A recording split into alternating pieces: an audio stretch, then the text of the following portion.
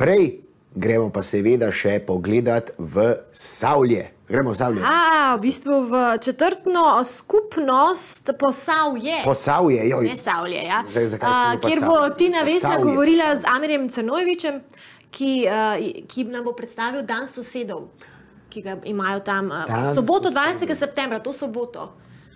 In še tudi v drugih zadevah boste govorili o glasilu te četrtne skupnosti. Skratka, na kratko bomo predstavili četrtno. Se bo veliko pozdravljal tako, sosed, sosed, sosed, sosed, sosed, zdravo sosed, sosed, dober dan sosed, kako ste sosed, sosed, soseda, In Tina Vesna in Amir, lepo pozdravljena. Lep pozdrav, soseda. Soseda! Ja, dobro jutro, dobro jutro. Dobro jutro, lep pozdrav. Ja, res je. Sva med sosedi, govorila bova o sosedih in pozdravljala sosede, pa mogoče najprej za začetek mi lahko poveste, kaj sploh zajema četrtna skupnost Posavje? Ja, četrtna skupnost Posavje zajema predele, kot so Stožice, Ježica, Mala vas, Savlje, Kleče in pa seveda sosedska Ruski car oziroma bežigrajska sosedska 7, ki je seveda tudi, bom rekel, najbolj gosto naseljeno območje na območju četrtne skupnosti Posavje.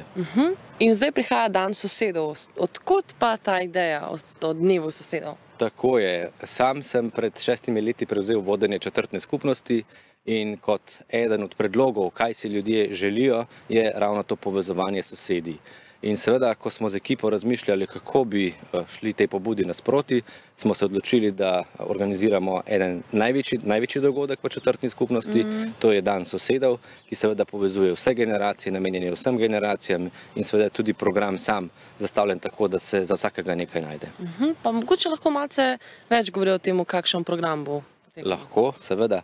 Letošnje leto je sicer malce drugačno leto, ker bodo seveda tudi nekatere aktivnosti oziroma dejavnosti v okviru tega programa okrnjene ali pa jih seveda tudi ne bomo mogli izvesti. To je recimo garažna razprodaja, ki je bila vedno zelo obiskana, ampak seveda v skladu s priporočili Nacionalnega inštituta za javno zdravje tega ne smemo izvesti.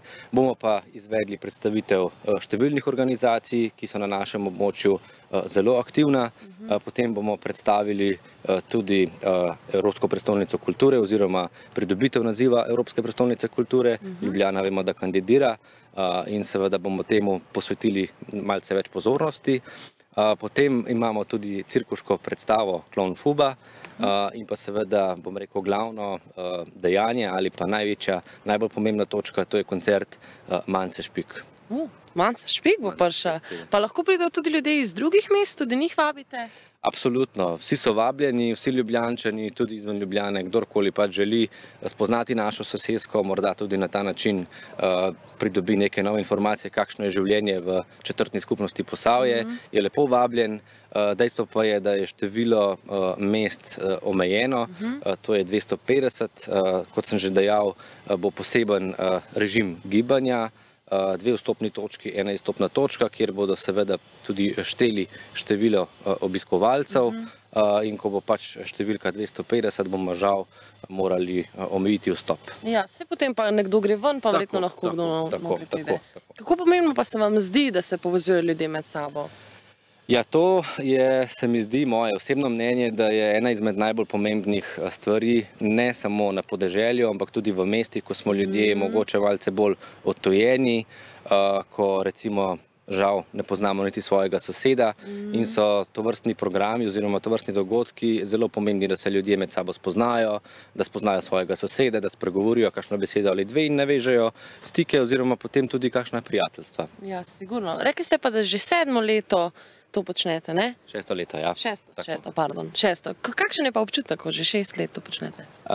Ja, glede na to, da je to moj drugi mandat in glede na to, da sem drugi mandat dobil, bom rekel, brez problema, mislim, da je to tisti občutek, ko veš, da ti ljudje zaupajo, ko veš, da ljudje želijo, da bi nadaljeval svoje delo. Seveda, tukaj moramo omeniti tudi svojo ekipo, ki je izvrstna.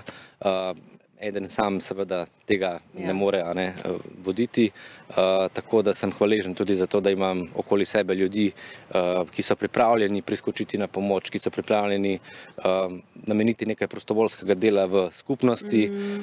In ja, zelo dober občutek je, ko veš, da so ljudje zadovoljni, ko veš, da ljudje želijo še in ko veš, da ljudje podpirajo tovrstne dogodke. Sigurno, pa se vidi verjetno ogromen napredek od 6 let nazaj.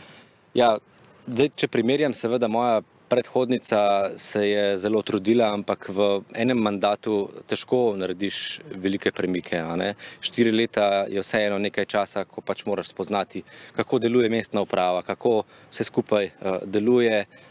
Nenazadnje tudi potrebuješ svojo ekipo, ki jo v enem, 2 letih ne moreš izbrati. In seveda je morda drugi mandat bistveno lažji, in zato lahko rečem, da uživam v tem. Ja, no, super, se to je čar vsega tega. Drugače ste pa rekli, oziroma prej smo se pogovarjali, da delate tudi druge dogodke, oziroma da podpirate tudi druge dogodke, ne? Da ni samo recimo Dan sosedov, ampak je veliko enih dejavnosti. Ja, res je. Četrtna skupnost Posavje, poleg seveda 3 svojih dogodkov, ki jih organiziramo, to je čistilna olepševalna akcija za lepšo Ljubljano, potem Dan sosedov in pa potem božično-novoletna tržnica.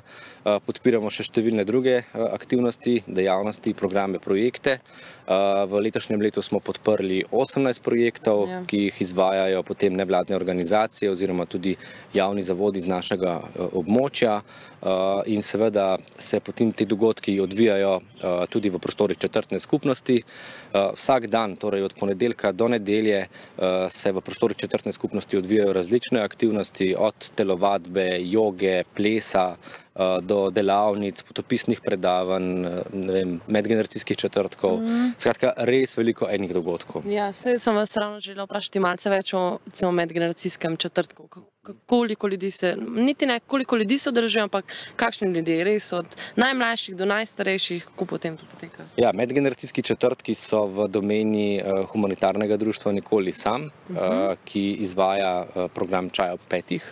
In to so dogodki, ki so namenjeni res vsem generacijam, in v letošnjem letu so zasnovali ta program tako, da dajo potem tudi prednost ohranjanju neke kulturne dediščine in kot sem seznanjen, imajo tudi delavnico klekljenja, tako da na nek način tudi poskušamo ohranjati slovensko kulturno dediščino.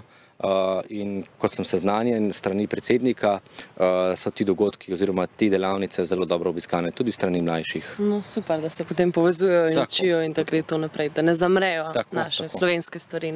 Pa mogoče za zadnje vprašanje, če imate tudi kakšne druge večje projekte v načrtu, zdaj recimo, ko bo v okviru programa Ljubljane za Evropsko prestolnico leta 2025? Ja, načrti nastajajo, ideje so tudi že, bom rekel, na papirju. V okviru četrtne skupnosti Posavje smo tudi že podali predlog za program, ki bi ga seveda potem lahko tudi izvedli. Sicer pa tudi sam sodelujem aktivno v bom rekel, nastajanju te prijavnice, tako da si obetamo seveda številne dogodke, številne projekte tudi v naši četrtni skupnosti in zelo si želim, da bi morda na tem mestu čez 5 let stal paviljon, v okviru katerega bi potem seveda imeli tudi kakšne dogodke, ko ne bi bilo recimo vreme naklonjeno raznim dogodkom. Ja, super, hvala lepa za vaš čas, prav super je bilo z vami poklepetati, jaz upam, da bo res dobro ratal Dan sosedov, da se bomo pozdravili med sabo, tako kot je prej naš voditelj Luka pozdravljal vse sosede. In upam, da se vidimo v soboto. Hvala lepa še enkrat. Hvala tudi vam, srečno. Tako, mi pa gremo v oglase, po oglasih nadaljujemo s programom, jaz pa se za danes skoraj poslavljam, kot še eno presenečenje vas čaka. Se gledamo.